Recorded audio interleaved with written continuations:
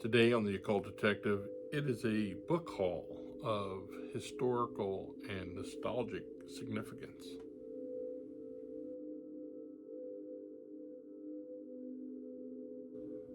So, I had a nice little visit to the book warehouse where my wife and son and I work part time, and we got some treasures that I thought I'd show off today. I mentioned historic and nostalgic. Let's start with nostalgic. This is really just wonderful. The Spell of Mary Stuart. Mary Stuart's my favorite Gothic romance author, and I just love that cover. Look at that, right? It's spectacular. Um, of course, her Merlin series it's my favorite Arthurian series of all time, also. But this book has three novels in it: The Rough Magic, Ivory Tree, and Wildfire at Midnight. So I look forward to revisiting these. And just, again, look at that cover. It's fantastic. Also, in the nostalgia vein, we have the Book of Merlin. This was an unreleased uh, kind of conclusion to The Once a Future King by T.H. White, and it is just lovingly illustrated. I mean, it's just a terrific little book. Um, one of my favorites as a kid. Uh, just look at those illustrations. So yeah, this is just terrific find. Um, really takes me back. Also have a horror novel here that was new to me, but sounded terrific. The Mirror. It's by Marlis Milheiser. Right, there's the author on the back. Just picking this up, I thought, yeah, it sounds really good. In a tale more terrifying than Thomas Tyrion's The Other, a young woman on her wedding eve sees her life turn into a nightmare of supernatural horror in which she is forced to break the most elemental of taboos. Yeah, right? I'm sold. It also has a nice blurb from Phyllis A. Whitney, which was, probably the United States premier Gothic romance author. So I thought, okay, this has to be. It's touted as a horror novel, but it's got Gothic romance elements without the awesome cover. But still, I'm looking forward to this.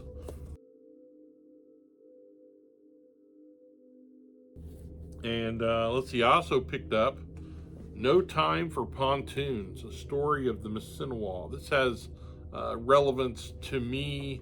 The Mississinawa River has always been very important, to my paranormal investigations and just to my mental health. I love the place. I love the trails out there. I've been out there since I was a kid. So this is a fictional account. I picked it up mainly because of the introduction where the guy talks about taking long drives on the Francis Slocum Trail as a kid, and it was one of his favorite things to do. Also, one of mine. So I thought I'd give this a look. It's a thin little book, kind of interesting. As I said, nostalgia fuel. Um, we also have this. I just thought that looked really lovely. This is a yearbook for the state in 1930. And this was being discarded by the public library. Still has the sleeves and such, but I love the cover, leather embossed. And yeah, Indiana 1930. Stuff like this, I understand people kind of pass these things up, and they see the historical significance, but don't think of it beyond those terms. But as an author, something like this is story fuel, right? So I can look through this and get ideas. I can tap into some of the facts here to make my fiction seem more immersive. And yeah, just cover alone, I wasn't going to let this slip past me. And as we're in a rush today, I'm going to end things with Bernard Cornwell. This is The Flame Bearer, part of the Uhtred of Beddenberg Chronicles. I have not read all of them, not read this one, and that's definitely on my agenda, is to make my way through that massive series. I don't understand how Cornwell is able to be so prolific. As a writer, it's a struggle. Not the actual writing part, that's easy. It's, time. Having the time to write is a problem. But this guy obviously has nothing to do all day but sit and make stories up. So I'm really looking forward to tackling this series at my earliest convenience. But let's leave you today with a reminder that Occultober is coming.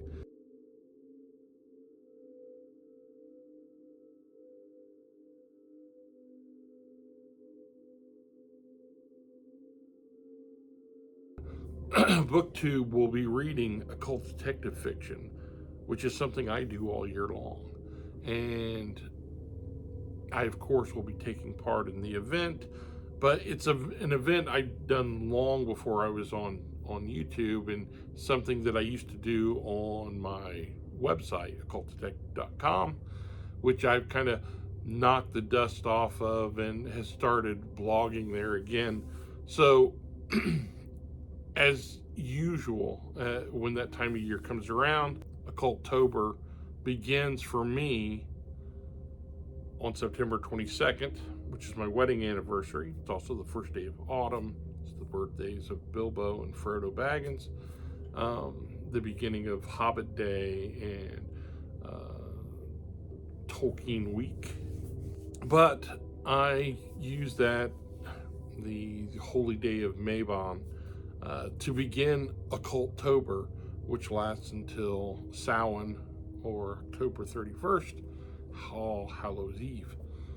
And through that time, that 40 days, I share, stories of the paranormal, true accounts that, I've experienced, folk tales and legends from the local area. And I also will talk about fiction. I will talk about movies and TV, everything related to the whole occult detective paranormal experience. And I've got a lot of events lined up already. I'll be making appearances and signings at various locations. Para-Unity, which I do every year, will be a great chance if you're local to come out and have a chat with me. Maybe have me read tarot for you. I also have a few surprises that I'll be taking part in, and I look forward to sharing those with you as well. But that's all we have for today. The weekend is coming up. I have investigations lined up, and we'll tell you all about it next week.